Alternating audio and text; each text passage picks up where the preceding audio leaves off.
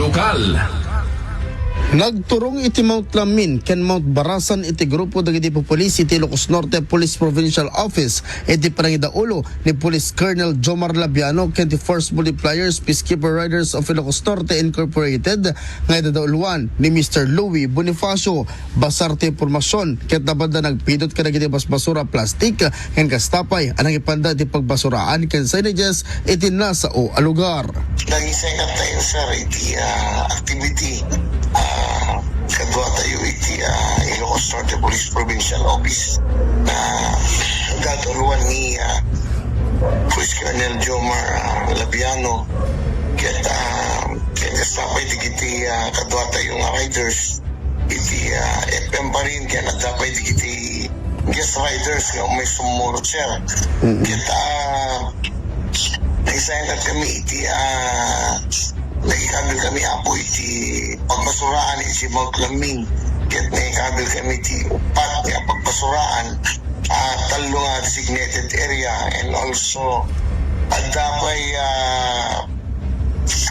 ko apo iti marker nga nagikabil iti INPPO ket iti FM rin ket adapay tingkabil natin basuraan sir.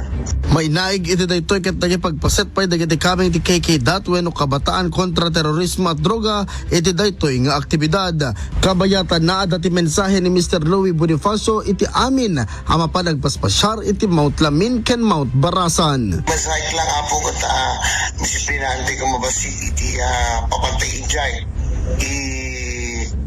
i-preserve tayo apo di nga beauty iti Mount Lamin and Mount Barasan kapiti kas tagat maalagaan tayo apo ken idadawat ko ba apo at na ikabil nga pagbasuraan ijay ken nakwapay di si apo at nakikabil ijay nga sticker na ijay apo nga at iti segregation na apo nga nabubulok ken dikiti bote apo nga apo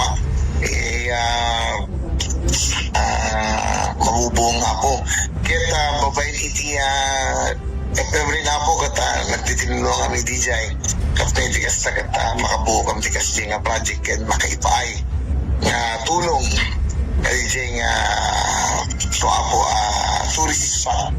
Mangnamnaman ni Mr. Louie Bonifacio di agtultuloy ang suportar ti PNP kadakwada ken ti aktibidad da. Para iti IFM News, Dolores Martinez, Tatak, IFM.